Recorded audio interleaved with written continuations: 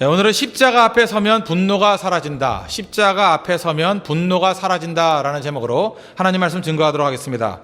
오늘 본문을 보면서 모세에 대해서 느끼는 점은 다소 모순적인 모습이 드러난다, 이것을 느낄 수 있습니다. 하나님께서 우상 숭배하는 이스라엘 백성들을 진멸하겠다, 그리고 너로 말미암아 큰 나라를 세우겠다, 이렇게 말씀하실 때 모세가 거절합니다. 그러지 말라고 하나님께 매달립니다. 10절 보십시오. 그런즉 내가 하는 대로 두라. 내가 그들에게 진노하여 그들을 진멸하고 너를 큰 나라가 되게 하리라. 그랬더니 모세가 받아들이지 않고 하나님께 매달립니다. 하나님의 명성에 손상이 갑니다. 그러지 마십시오. 아브라함에게 한 약속이 있지 않습니까? 그러지 마십시오. 12절 하반절 보니까 주의 맹렬한 노를 그치시고 뜻을 돌이키사 주의 백성에게 이 화를 내리지 마옵소서. 하나님의 뜻을 돌이켜 주옵소서. 하나님께서 이렇게 간절히 매달리니까 하나님의 뜻을 돌이키셨습니다. 여기까지는 멋지죠. 근데 모순적인 게 뭐냐? 산 아래 내려왔습니다. 이렇게 하나님께 이스라엘 백성들을 진멸하지 말고 노하지 말라고 매달렸던 모세입니다. 근데 밑에는 백성들이 금송아지 우상을 만들고 있었습니다. 근데 이게 모르는 일이 아닙니다. 하나님이 8절을 보니까 자기를 위하여 송아지를 부어 만들고 그것에서 예배한다, 미리 알려주셨습니다. 그런데 백성들이 우상 숭배하는 모습을 보면서 모세가 크게 분노했다라는 것입니다. 19절 보십시오. 진에 가까이 이르러 그 송아지와 그 춤추는 것들을 보고 크게 노하여 손에서 그 판들을 산 아래로 던져 깨트리니라. 크게 분노했다고 얘기를 합니다. 거기다가 하나님이 친히 써주신 돌판까지도, 십계명 돌판까지도 던져가지고 산산조각이 났습니다. 이때 모세의 상태가 어떻습니까?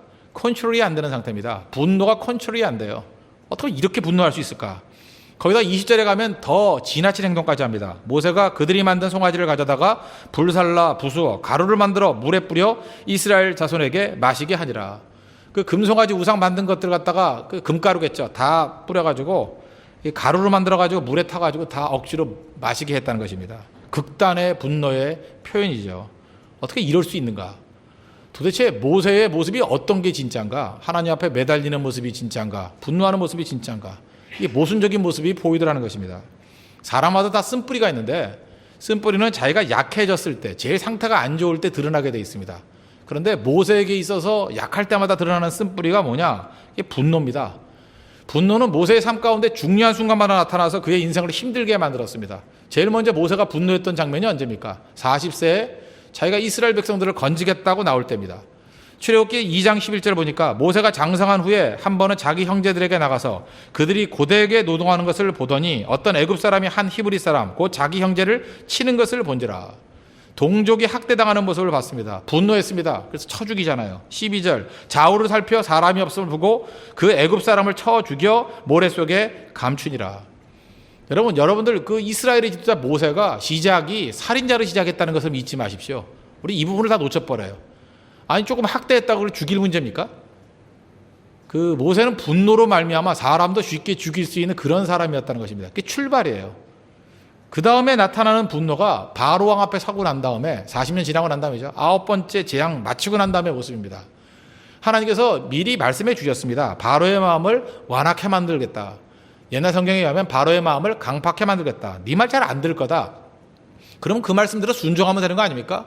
근데 괜히 분노합니다. 출애굽기 11장 8절 보니까 왕의 이 모든 신하가 내게 내려와 내게 절하며 이르기를 너와 너를 따르는 온 백성은 나가라 한 후에야 내가 나가리라 하고 심히 노하여 바로에게서 나오니라. 심히 노했다고 얘기를 합니다. 언제 분노가 나타나죠? 자기가 강해지면 강해졌을 때, 강해지면 강해질수록 분노가 더 크다라는 것입니다.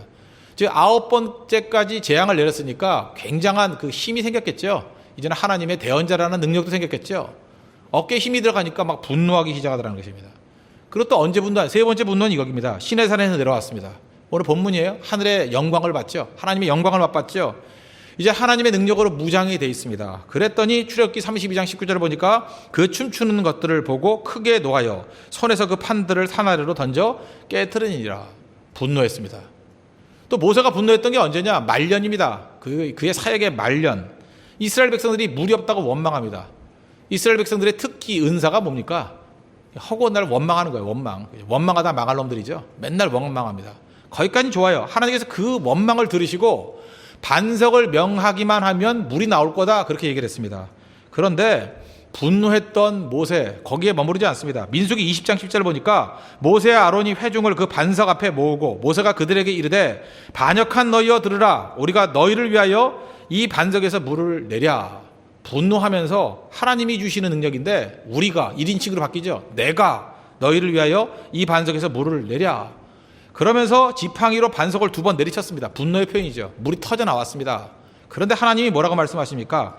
모세와 아론에게 이르시되 너희가 나를 믿지 아니하고 이스라엘 자손의 목전에서 내 거룩함을 나타내지 아니한 거로 너희는 이 회중을 내가 그들에게 준 땅으로 인도하여 드리지 못하리라 하시니라.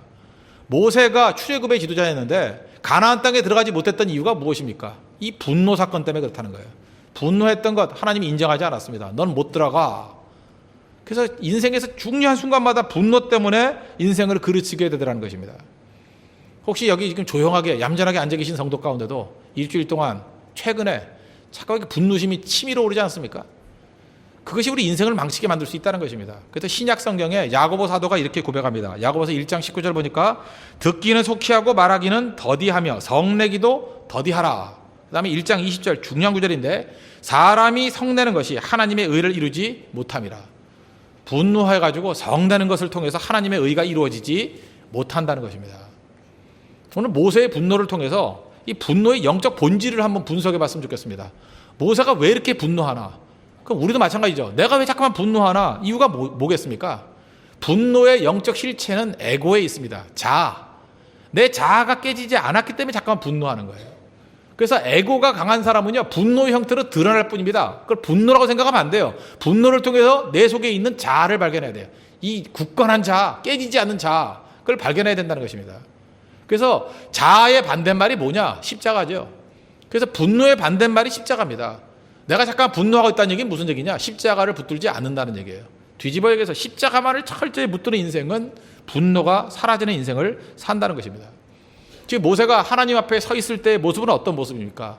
하나님의 은혜를 붙드는 모습이죠. 하나님 은혜를 주십시오. 이 백성들을 멸하지 않게 해 주십시오. 은혜 붙들잖아요. 긍휼을 붙들지 않습니까? 하나님 이 백성들을 불쌍히 여겨 주십시오. 이 백성들을 용서하여 주옵소서. 가장 낮아진 모습입니다. 그러니까 살려달라, 불쌍히 여겨달라, 애걸하는 모습 아닙니까? 애원하는 모습 아닙니까? 여기에 무슨 분노가 있어요? 불쌍히 여겨달라는 사람이 어떻게 분노할 수 있겠습니까? 나를 용서해달라는 사람이 어떻게 분노할 수 있겠습니까? 그러니까 하나님 앞에서 분노가 있을 리가 없죠. 철저히 please, please, please 거기로 나간다는 거예요. 똑같은 모습이 신약성경 누가복음 18장 13절에서 예수님이 인용하십니다. 세리는 멀리 서서 감히 눈을 들어 하늘을 쳐다보지도 못하고 다만 가슴을 치며 이르되 하나님이여 불쌍히 여기소서 나는 죄인이로소이다. 이 세리, 죄인 이런 사람들이 분노하는 거 맞습니까? 하나님 앞에 고개도 못 들면서 가슴을 치면서 나를 불쌍히 여겨 주옵소서 나는 죄인입니다. 분노가 없잖아요. 분노 대신에 눈물이 있고 애통함이 있다는 것입니다. 근데 언제 분노합니까? 내가 옳다라고 생각하는 의인의식이 있고 내가 기준이다 하라는 자기 의를 붙들고 그러다 보니까 내가 하나님이 돼버리는 거죠. 자기 의가 극도화됐을 때 그때에 분노하게 된다는 것입니다. 제가 누누이 그런 말씀 드리죠. 이등병이 분노하는 거 봤냐고. 군대 들어가자마자 훈련소 갓 나온 사람이 이등병입니다. 이등병이 분노하는 거 봤습니까? 뭐라든지 군기 들어가서 그죠? 그냥 따르는 대로 예스 예스 하고 따라가는 거지. 이등병이 무슨 분노가 있습니까? 언제 분노하죠? 병장쯤 돼야 분노합니다. 말년 병장 되면 아주 많이 분노합니다. 그게 무슨 얘기예요? 힘이 들어갔다는 얘기죠. 교만하다는 얘기죠. 자기 자신을 의지한다는 얘기죠.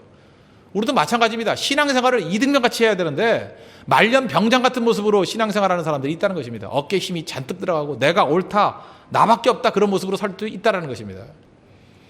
사도행전 7장을 보면은 모세가 40세에 자기가 이스라엘 백성들을 구원하겠다고 나올 때의 그 멘탈리티를 이렇게 묘사합니다. 나이가 40이 되매 그 형제 이스라엘 자손을 돌볼 생각이 나더니 한 사람이 원통한 일을 당함을 보고 보호하여 압제받는 자를 위하여 원수를 갚아 애굽 사람을 쳐 죽이니라.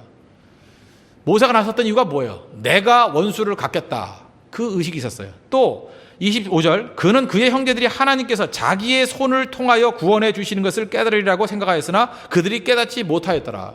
그때 모세의 마음에 무슨 마음이야? 내가 원수를 갚겠다. 또 뭐예요? 내 손으로 이스라엘 백성들을 구원해 주겠다. 자기 손을 통하여 이스라엘 백성을 구원하겠다. 다 강조점이 뭡니까? 에고예요. 내가 에고. 그러니까 그 안에 나타나는 게 뭐예요? 분노죠. 내가 구원해야 되는데 따르지 못하니까 애굽 사람에 대해서도 분노하고 자기를 지도자로 따르지 아니한 이스라엘 백성에 대해서도 분노하는 겁니다. 분노심을 갖고 광야로 도망쳐 버리잖아요. 그리고 또 광야 사건에서도 마찬가지죠. 민수기 20장 10절 보니까 반역한 너희여 들으라. 우리가 너희를 위하여 이 반석에서 물을 내랴. 여기도 뭐예요? 우리가, 내가. 1인칭 아니에요, 1인칭. 내가 너희를 위해서 물을 내랴. 내 힘으로, 내가 기준이고. 분노는 바로 거기서 나온다는 것입니다. 잠깐 분노하는 사람들 보면 전부 다 에고에 빠져 있는 거고, 내 힘에 빠져 있는 거고, 자기 기준에 빠져 있는 것입니다. 그러니까 내가 하나님이 되는 거예요. 내가 하나님이에요. 분노하는 사람의 내용이 그겁니다. 내가 정의라는 거예요. 나는 옳고 너는 틀렸다는 거예요. I'm right, you are wrong이에요. 그러니까 분노하는 겁니다. 왜? 틀렸으니까 분노하는 거죠. 나는 옳았는데 왜 나를 따라하지 않느냐는 거예요. 누가 보면 15장에 보면 탕자의 형이 나옵니다. 탕자는 뭐 탕자라고 칩시다. 그럼 형이 분노하는 모습이 나오죠. 형의 내용이 뭡니까? 나는 옳은데 너는 틀렸다라는 거예요. 아버지한테 분노하지 않습니까? 무슨 얘기예요? 아버지 틀렸습니다. 그 얘기 아니에요? 내가 옳습니다. 우리가 다 그러고 있다라는 거예요. 누가복음 15장 28절을 보니까 그가 노하여 들어가고자 하지 아니하거를 아버지가 나와서 권한대 아버지께 대답하여 이르되 내가 열의 아버지를 섬겨 명을 어김이 없거늘 내게는 염소 새끼라도 주어 나와 내 벗으로 즐기게 하신 일이 없더니 아버지의 살림을 창녀들과 함께 삼켜버린 이 아들이 돌아오매 이를 위하여 살찐 송아지를 잡으셨나이다. 아버지 이렇게 하는 게 말이 되는 일입니까? 아버지 틀렸습니다. 그 얘기죠. 부당합니다. 왜 분노했어요? 나는 옳고 아버지 틀렸다는 거예요. 이 아버지가 누굽니까? 하나님 아니에요? 우리도 그러고 있잖아요. 하나님 틀렸습니다. 하나님 회개하십시오. 하나님께 대해서도 분노하는 사람이 있어요. 무슨 얘기예요? 내가 옳다라는 거예요. 내가 기준이라는 거예요. 내가 하나님이라는 것입니다. 그래서 분노하잖아요. 자기 의에 사로잡혀 있는 바리새인들, 성경 보면 바리새인들만큼 많이 분노하는 사람 봤습니까? 걸핏하면 분노하잖아요. 이유가 뭐예요? 바리새인들은 철저하게 똘똘 뭉쳐있는 게 뭐예요? 자기 의예요. 내가 옳다라는 거예요. 하늘이 두 쪽 나도 내가 옳다라는 거예요. 넌 틀렸다라는 거예요. 심지어 하나님도 틀렸고 예수님도 틀렸고 다 틀렸다는 거예요. 내가 기준이라는 거예요. 분노잖아요. 박살내야 될 자아라는 것입니다. 깨져야 될 에고라는 거예요. 반면에 세리와 죄인들의 특징이 무엇입니까? 분노가 없어요. 무슨 분노가 있습니까?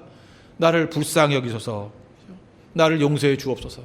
십자가 앞에서 울부짖는 모습이 있잖아요. 우리가 하나님 앞에 가져야 될 생각이 바로 그겁니다. 분노하십니까?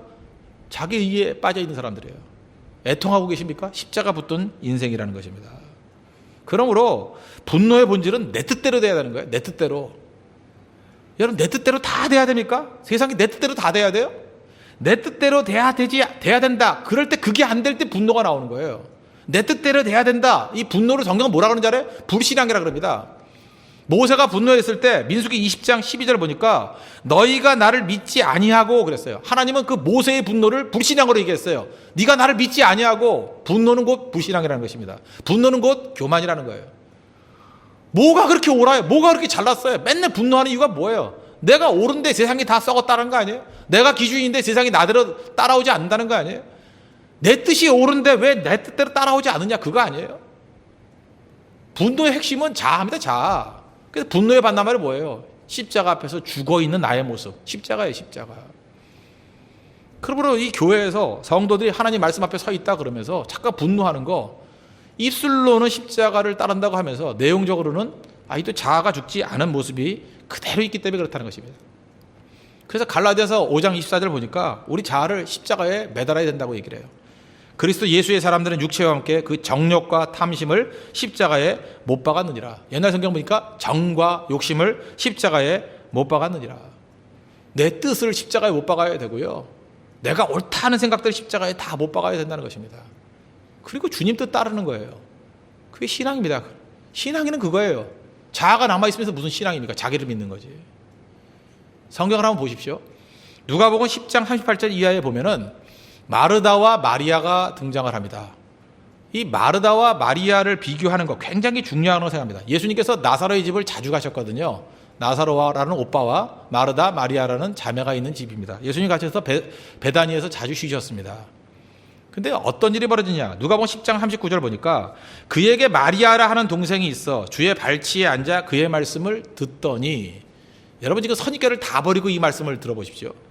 마리아는 자기가 생각하건대 어떤 게 옳은 일이냐, 예수님 발치에 앉아서 말씀을 듣는 게 옳다라고 생각했습니다. 그럴 수 있죠. 그래서 see then listen, 앉아서 들었어요. 이건 뭐 옳고 그른 얘기가 아니에요. 우리 인생 살 때 잠깐 판단하지 마. 뭘 매사를 옳고 그른 걸 얘기하지 말라고요. 자기가 그때 그 무드가 있을 거 아니에요. 상태가 있을 거 아니에요. 그 예수님 앞에 앉아서 듣는 게 옳았어요, 그때. 그래서 그렇게 행동한 거예요. See then listen. 틀린 게 아니죠. 그러면 마리아는 그렇게 행동을 했어요. 또 반면에 마르다가 있을 거 아닙니까? 그럼 마르다도 자기가 원하는 거 했을 거 아니에요. 마르다는 생각하기를 예수님이 우리 집에 오셨으니까 맛있는 음식을 대접해 주는 게 옳은 거야. 틀린 거 아니죠, 그것도. 그래서 go and do. 가서 일했습니다, 열심히. 그러면 마르다는 마르다 일을 하고 마리아는 마리아 옳은 데 일하면 문제가 하나도 없잖아요.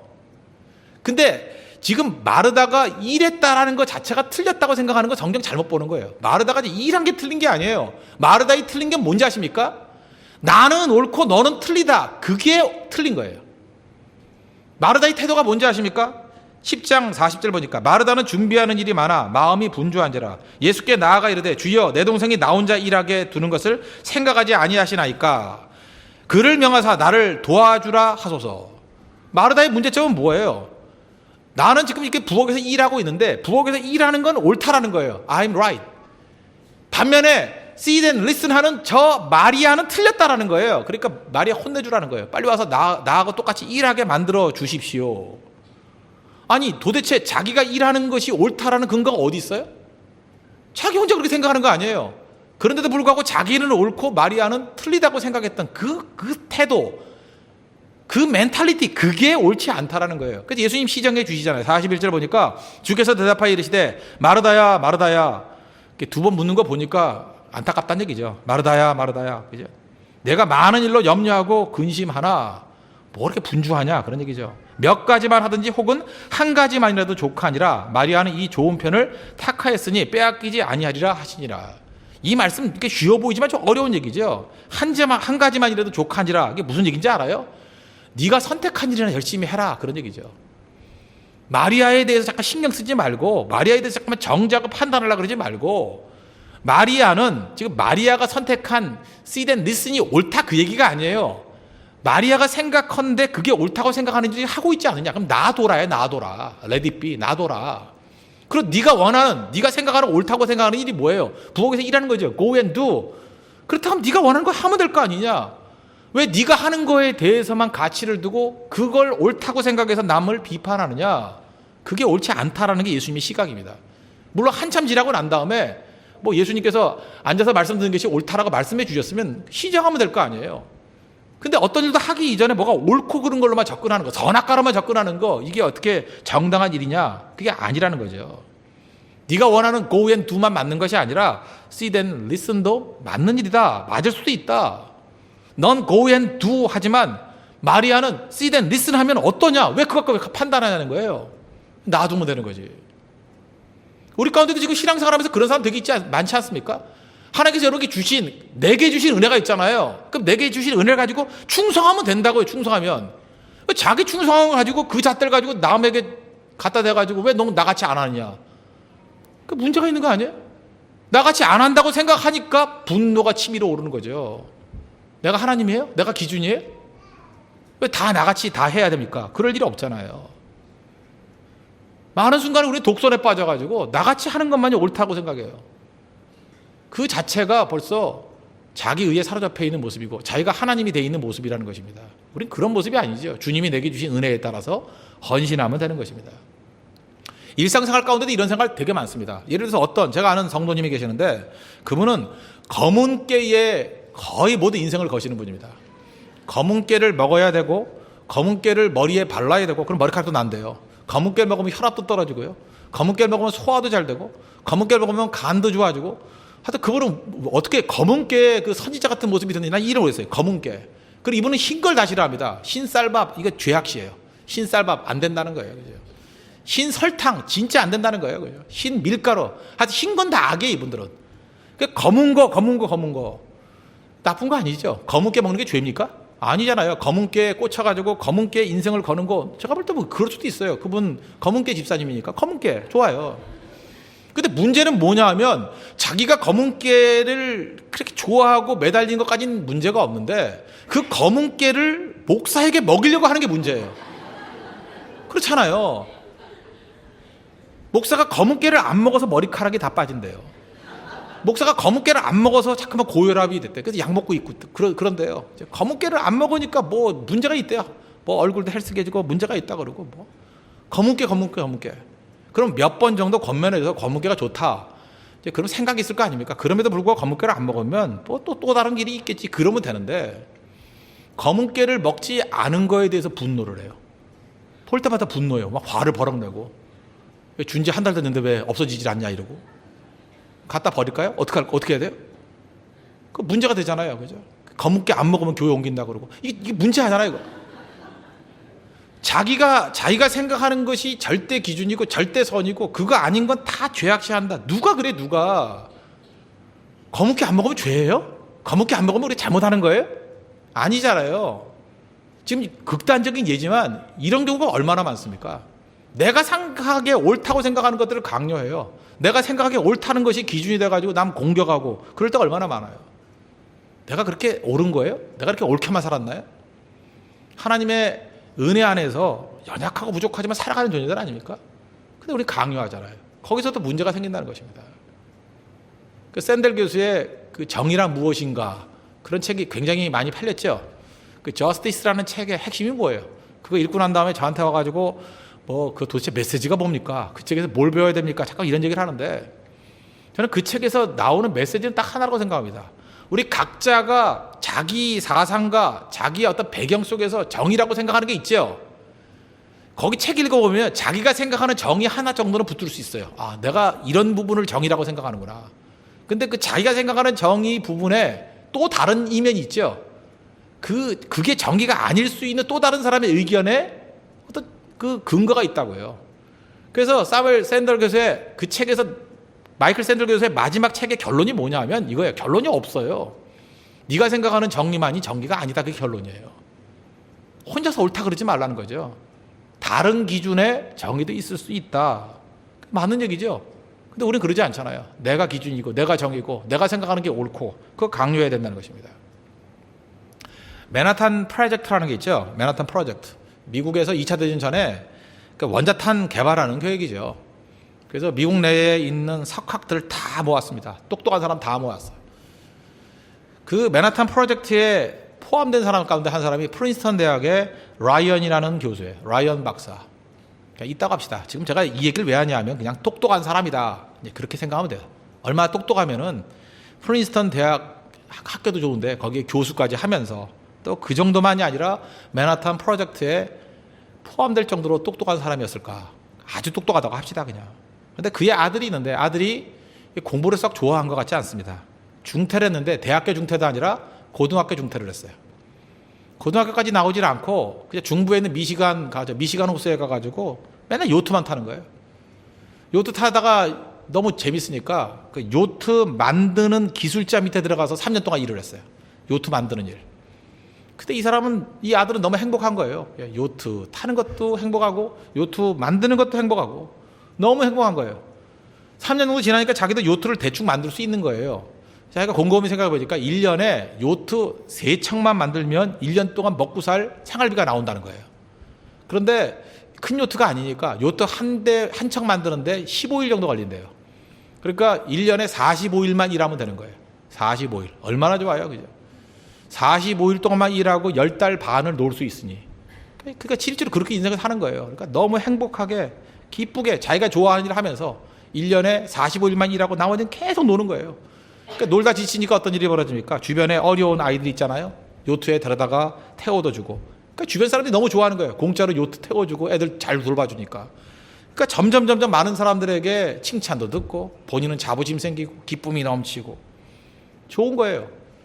그런데 그 아버지 라이언 교수가 볼 때는 한심한 거죠. 공부는 안 하고, 그죠? 대학도 못 나가고 고등학교도 졸업도 못 하고 파는 요트나 타고 저러고 다니고 있고 또 아들이 자랑하는 거예요. 아버지 1년에 3척만 요트 만들면 1년 생활비가 나와요.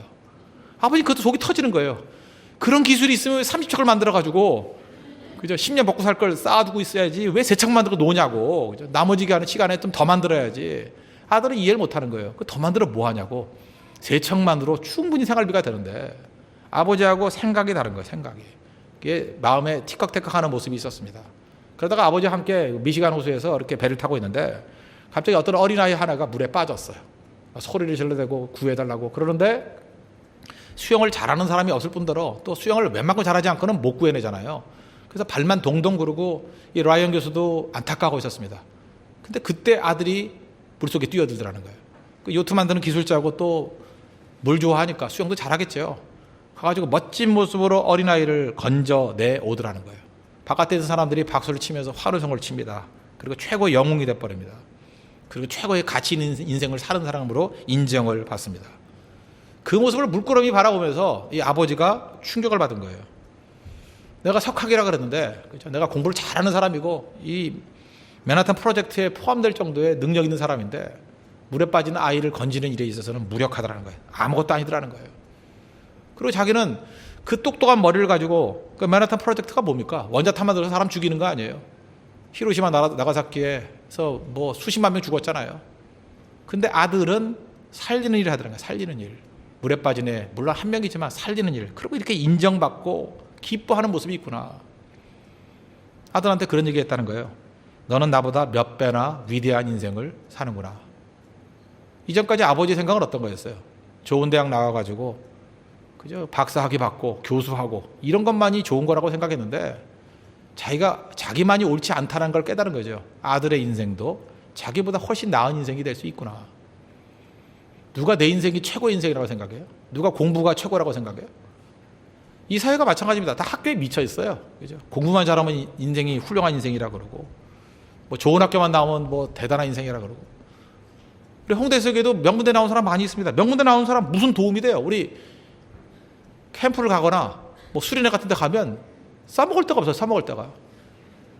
아니 무슨 명문대 나왔다 그러는데 뭐 도움되는 게 하나 없어요. 뭐 밥도 한 번만 사주는 적도 없고 뭐 아무 도움이 안 돼요.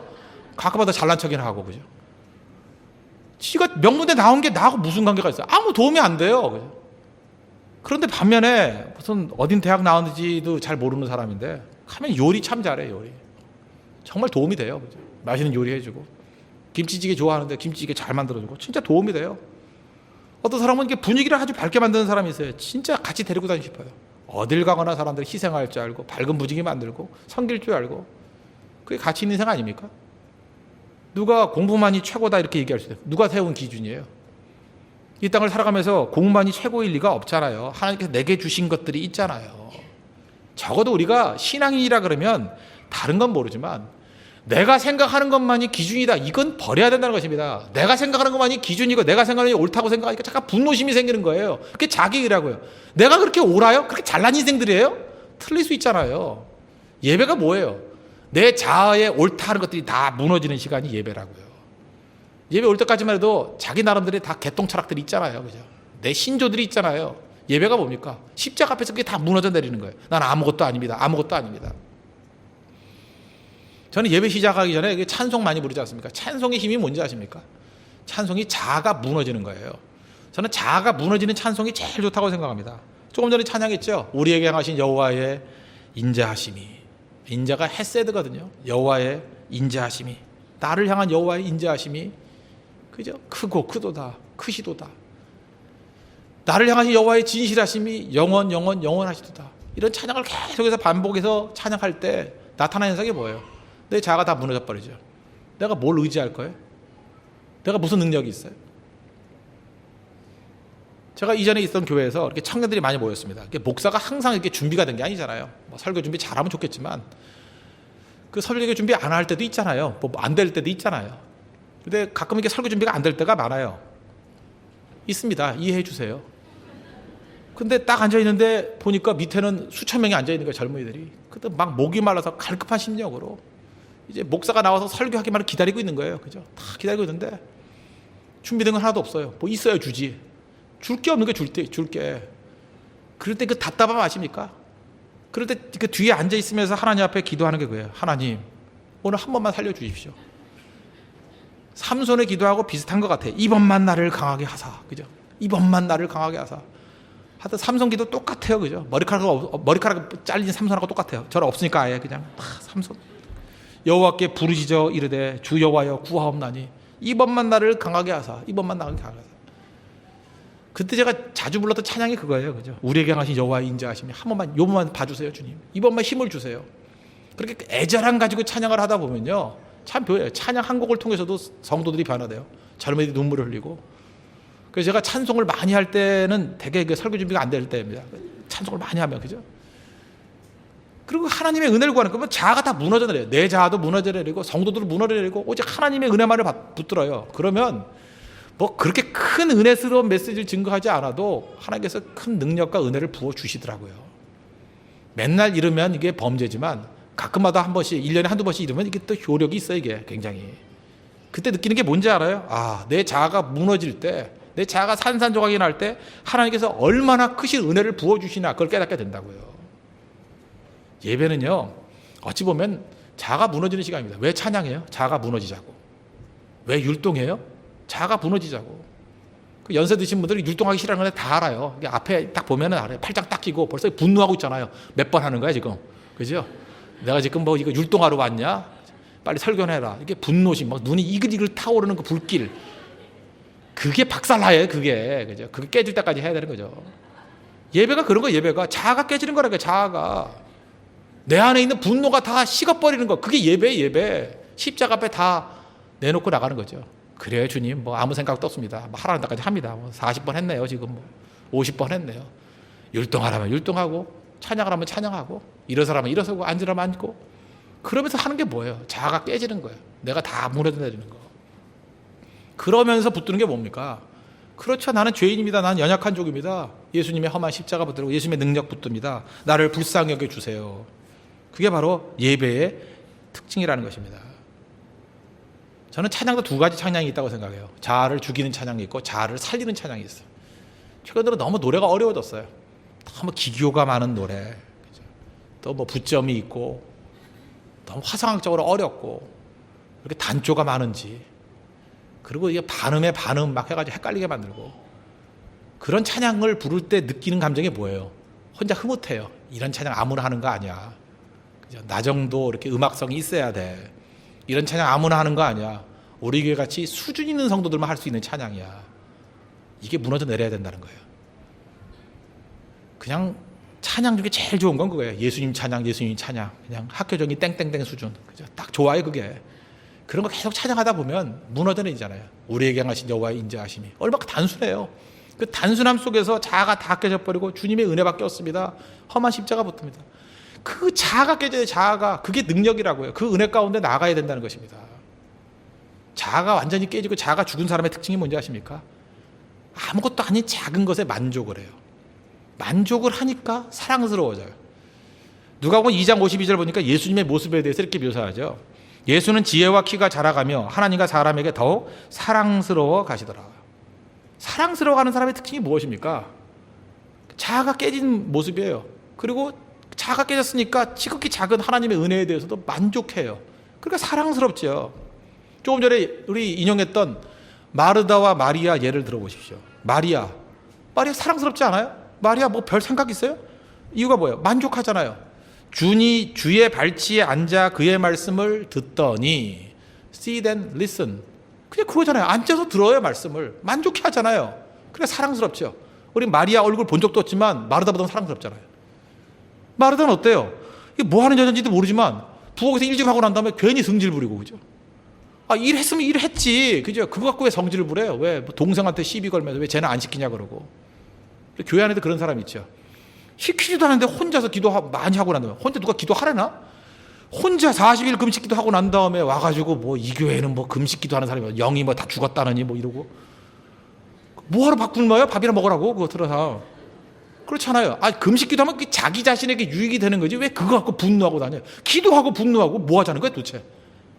예배 잘 드리고 분노하고, 그죠? 예배 잘 드리고 난 다음에 집에 가가지고 왜 당신은 예배도 안 드리냐고 화내고. 그게 뭐예요, 그게? 그 자기 좋은 거 하면 됐어요, 그죠? 그리고 만족해야죠. 하나님께서 나 같은 죄인을 부르셔가지고 이렇게 예배드리게 만드시고 은혜를 주시고 충만함을 주셨구나. 그럼 되는 거 아니에요? 그리고 기뻐하면 사랑스러운 거라고요. 제발 마르다 같이 살지 마십시오. 일하지 말라는 게 아니에요. Go and do. 그게 틀린 게 아니에요. Go and do 하는 건 옳을 수 있지만 왜 그거 가지고 남에게 시비 거냐고요. 만족해야지 사랑스러움 있죠. 예수님 만나기 이전에 사도 바울의 모습이 어떤지 아십니까? 정말로 사랑할 거리가 없어요. 이유가 뭐냐? 사도행전 9장 1절 보니까 사울이 주의 제자들에 대하여 여전히 위협과 살기가 등등하여.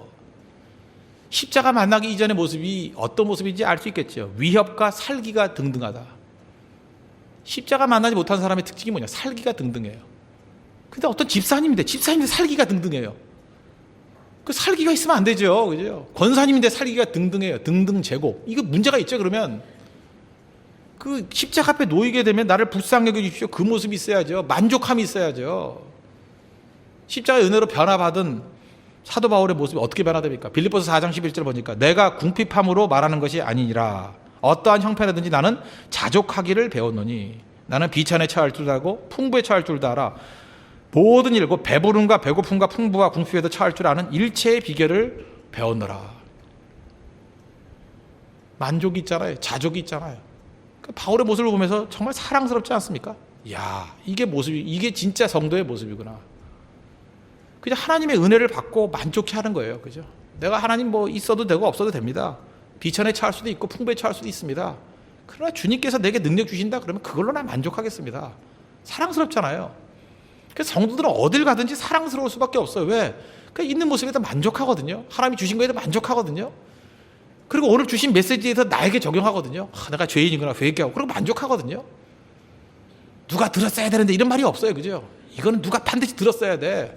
그죠? MP3 어디 구할 수 없을까요? 그러면서 꼭 누구 들려줄 게 있어가지고 이게 악한 모습이라고요. 벌써 우리 가운데 그런 게 아니라 내 안에 적용하면서 그냥 만족하고 그냥 그걸로 회개하고 기뻐하는 모습들, 그게 사랑스러운 모습이라는 것입니다. 여러분 중독이라는 거 있죠. 중독은 어떤 걸 중독이라 그러냐? 그것이 없으면 불행해지는 거고 중독이에요. 그것이 없으면 불안해지는 거기 중독이라고요.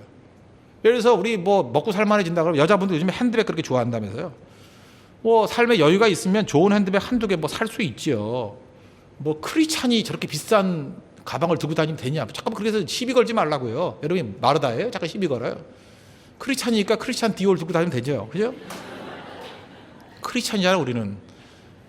크리스찬도 아닌데 무슨 뭐 저 북쪽에 있는 어떤 여자분은 크리스찬 디올 거 들고 다니대. 그죠? 이설주라고. 그 들고 다닐 수 있죠. 하나 정도 들고 다닐 수 있죠. 에나멜 칠한 거고 들고 다닐 수 있죠. 또 크리스찬인데 뭐 어떤 사람이 샤넬 뭐 캐비어 뭐 이런 거 들고 다닐 수 있죠. 뭐 들고 다니면 안 돼요? 저렇게 애같이 울어야 돼요? 그런 거 아니잖아요. 그렇죠? 들고 다닐 수 있잖아요. 근데 우리 그거 갖고 잠깐 시비 건다고요. 저는 개인적으로 뭐 여유가 돼서 멋있으니까 뭐 하나 정도 두 개 정도 들고 다니던 그거 갖고 우리가 주변 사람들이 뭐라 그럴 문제는 아니라고 생각을 합니다. 근데 문제는 뭐냐? 샤넬 캐비어를 못 들면 불행을 느끼는 여자, 그건 문제가 있다고요. 그 핸드백 못 들어서 불행해요? 크리스찬 디올 그걸 못 들어가지고 죽고 싶습니다 이런 마음이 들면은 그건 문제가 있다고요. 그 왜 그래요? 아직도 자아가 깨지지 않았기 때문에 그래요. 그러면 풍부에 처할 수도 있고 빈곤에 처할 수도 있어요. 그거 갖고 우리가 연연해 한다는 것은 이제 복음의 본질이 무엇인지를 모르는 모습이기 때문에 그렇다라는 것입니다.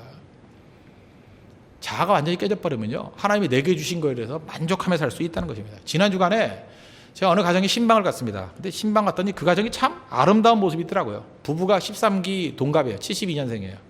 동갑인데 딸이 하나 있어요. 중3짜리 딸.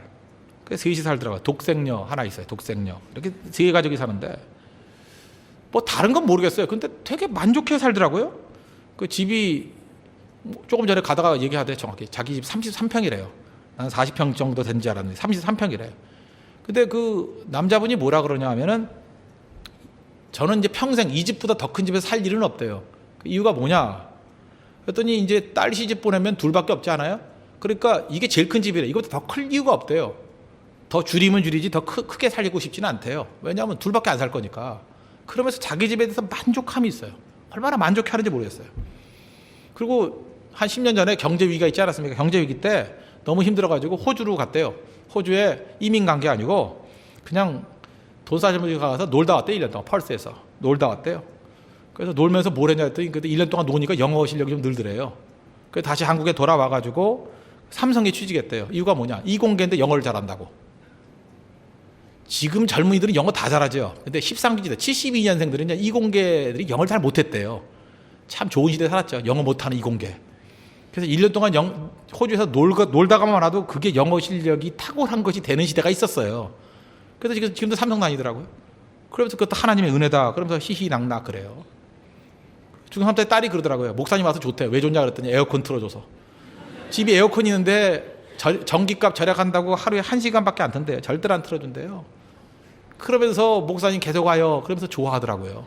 그런데 그렇게 말하는 딸의 모습도 참 만족해하는 모습이 있었고요. 그걸 또 뭐라 그러는 또 엄마의 모습에서도 만족이 있었어요. 행복해 보였어요. 내가 볼 때. 만족하니까 사랑스럽더라고요. 내가 얼마나 사랑스러운지 지금 2년까지예요. 거기다가 신방을 갔더니 밥 준다고 이제 삼계탕을 이렇게 끓여왔더라고요. 그 삼계탕을 이렇게 갖고 오면 이제 목사라든지 신방 대원이 참 맛있습니다. 그래야 되는 거 아니에요? 남편이 맛있대요. 남편이 맛있다 그러고 이렇게 그 닭의 살이 이렇게 부드럽게 끓였냐 그러고 삼계탕 살은 되게 부드러워요. 되게. 그런데 그렇게 입에 침이 마도록 그냥 아내를 칭찬해주고 이렇게 맛있는 삼계탕 끓이는 여자가 다 있냐 그러고 참 보기 좋더라고요. 제가 볼 때. 이거 뭐냐 그 삶 자체에 대해서 그냥 만족해요. 만족. 뭐 그렇게 남들 바꿔 세련되고 풍족하고 그런 것도 아니에요. 그런데 그 부분에 대해서 아주 서민적인데 너무 만족해요.